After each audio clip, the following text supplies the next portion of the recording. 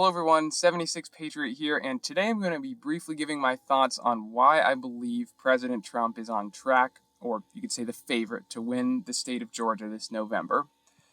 And so without further ado, let's just dive in. As you can see, I have some previous election results pulled up here, and actually, before I dive into that, I should just kind of disclaim, for those of you who don't know, that Georgia was the smallest margin for Biden in 2020 out of any of the swing states and out of any state that he won. Arizona had a slightly smaller raw vote margin, and they don't show them here, the vote margins, around 10,000 votes. Georgia had about 11,000, but the margin is just over 0.2, so extremely small. And basically, the first, kind of the thing that caused Trump to lose, we can discuss, election integrity. Obviously, I believe a lack of that certainly played a role in Trump's narrow loss in the state. But of course, we have, ramped up Democratic turnout in these counties surrounding Atlanta, whether it be minority turnout, college-educated voters who have migrated to the state from other areas of the country. And we can also just see, going back to, the Bush era or even the Obama era, we can look, these counties, you had a couple big dark blue blotches there, but just fast forward and you can literally watch there, look at that. They have turned to a solid blue clump practically at this point. So that is what has caused Georgia to ever become a swing state in the first place. And one of the ways, though, that I think indicates that Trump can stop some of that Republican bleeding in suburban Atlanta is polling. Now, of course, we all understand polling is not everything. The polls were way off in 2016.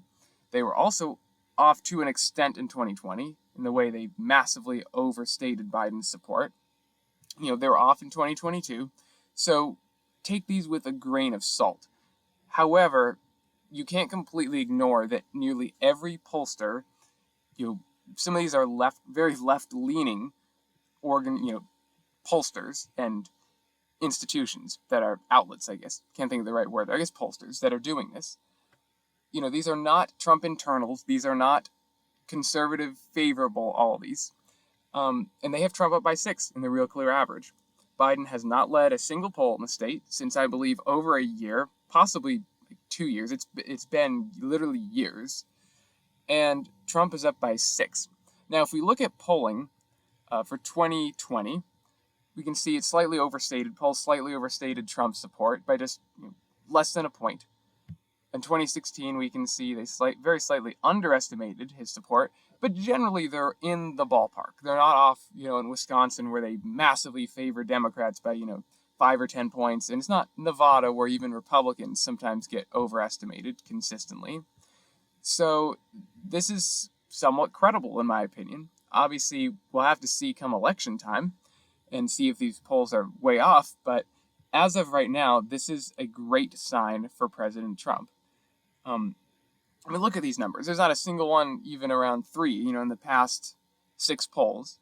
This is crazy in a swing state. And another kind of good indicator, I think, of a potential Trump victory is just looking at current statewide officials. And what I mean by that, this isn't actually a great example, but Georgia was the only state in 2020, the 2022 midterms, that elected statewide Republican officials on a wide basis. Now, sure, of course, Nevada elected a Republican governor. There was several instances here and there across the swing states. But really, Georgia was the only state where basically every single down ballot race, from AG to Secretary of State to Lieutenant Governor, every single statewide race, statewide officer won by pretty substantial margins. And we're talking about, 8, 10 points here. So that is a good sign. Of course, midterms aren't predictive. We get that. But every other swing state, you can't say that. And so, Republicans in Georgia still do very well. They hold I didn't pull all this data up to show you guys, but, they hold the state legislature by pretty substantive margins for a swing state. So Georgia is not the liberal state that, say, Michigan is, or, heck, even Pennsylvania. And one way I think that we could actually map, kind of visualize what would happen, what a Trump victory would look like. As we can see, there I just had to reset my old data. Okay, 11,000 vote deficit, which is very, very slim, obviously. Let's just say that in DeKalb County, which is a massive population hub, let's just pretend that Republicans do 3 points better. Fulton, that's another massive center. Let's say Republicans do, let's not be too generous here. Let's say 3. I could definitely see that. Look at 700 vote deficit now. Literally all you need is Clayton. This is another decent sized suburban county. Literally 1 point. And that's it. It's a narrow lead, guys, 300 votes. But that's it. Literally a couple percentage points in a couple counties, dropped. Democratic support cut. And that's it. Trump wins the state. So basically, the math is actually very simple in Georgia compared to a state like Pennsylvania or Michigan or, heck, even Arizona. You basically need to ramp Republican turnout as much as is physically possible, all, up here in northern Georgia and all around the state. A lot of these very slim, counties that have small margins, you can see, just darken those a little bit. And cut margins in Atlanta, literally in a couple counties. That is all it takes. So the math is relatively easy. It's just whether or not it can be done. And I think another great way to actually visualize this is, and I actually really like this model. Actually, wait, this is what I'm thinking of. Come back to that page. If turnout among the group, among young voters, is on 538, drops by 10 percentage points, and third-party voting increases by 4 points, Trump would flip Georgia, along with these other 2 states. That's good news. Regardless if that happens, the real kind of meat as far as the electorate is concerned, the real important part of the electorate to focus on is minority voters, specifically black voters. So if we go down here, this is a really fun part of this website. Let's say that black voters, Republicans do 1 point better. Instead of winning 82, or losing them rather by 82 points, let's say they lose them by 81 points. And this is of course, the 2020 election. Let's say they lose them by 81. Look at that. Georgia flips 1 single percentage point.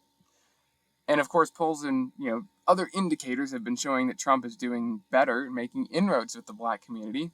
So that's literally all it takes. And look at that. Sure, it's narrow, and sadly they don't give raw vote totals on here. But that's it. Georgia flips based on 1% decrease in black support for the Democrats. So Georgia is not a hard state to win. It's just that everything has to be going right. You have to get that Republican turnout up. And this is something, this bleeding in the suburbs is not everybody blames it on Trump. Oh, Trump has caused losing all the women and the independents. And look at this, guys. Go back to the Bush era. We had 2 counties. Sorry, it's 3 blue counties. Fast forward, and look at that. Those solid red counties become likely. Look at that, 2016. So this is not exclusively a Trump problem. This has been a sliding issue for years for the GOP, particularly due to influxes of liberals from other states and college-educated voters. So that's an important thing to keep in mind. The real question here is, can Trump stop the bleeding? Is there enough Republican turnout and dampened enthusiasm for Biden to stop the increase of blue around suburban Atlanta? Because Atlanta, correct me if I'm wrong in the comments, but I believe Atlanta and all of its suburbs comprise over 60% of the state, possibly even more. So that's really where the money is, so to speak. And one other indicator, I guess, and this isn't really an indicator, but of course it's all predicated on the fact whether or not election integrity is tight at this time.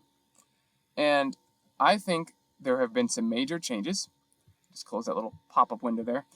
So, for example, 2021, this is a big piece of legislation that was passed, and there have been several other pieces passed since. I believe a substantial piece was passed last year, I believe. Maybe I'm thinking of the wrong state. I think so. But still, look at this. Voters now need to provide their driver's license. Isn't that nice? I mean, the fact they weren't doing that before is absolutely ridiculous, but that's good. And then, of course, drop boxes. They had dozens of drop boxes in each suburban county. Now we need one per 100,000 registered voters. So that's good. Sure, is it going all the way to what I'd like to see? No, but it's better. And there's been a number of other progress, a lot more progress made as well. Basically, dealing with election integrity in the state, but this is a step in the right direction because let's say, I don't know, another swing state, Michigan, Pennsylvania, even Arizona, Wisconsin, hardly any of these states. Wisconsin did a little bit, but Arizona particularly, none of these states have really dealt with this issue since the past election. So this gives me hope that Georgia is the easiest state for Trump to target and flip this November. Also, I should mention that demographics generally favor Republicans. There's still a lot of evangelicals. There's still a lot of course, rural voters all across the state. And that's basically it. These are kind of some indicators of why I think Trump is, we can debate whether or not he's the favorite, but I certainly believe he's on track and in a very good position to win as of right now. So that's it for this video. Thank you all guys so much for watching, and have a great day.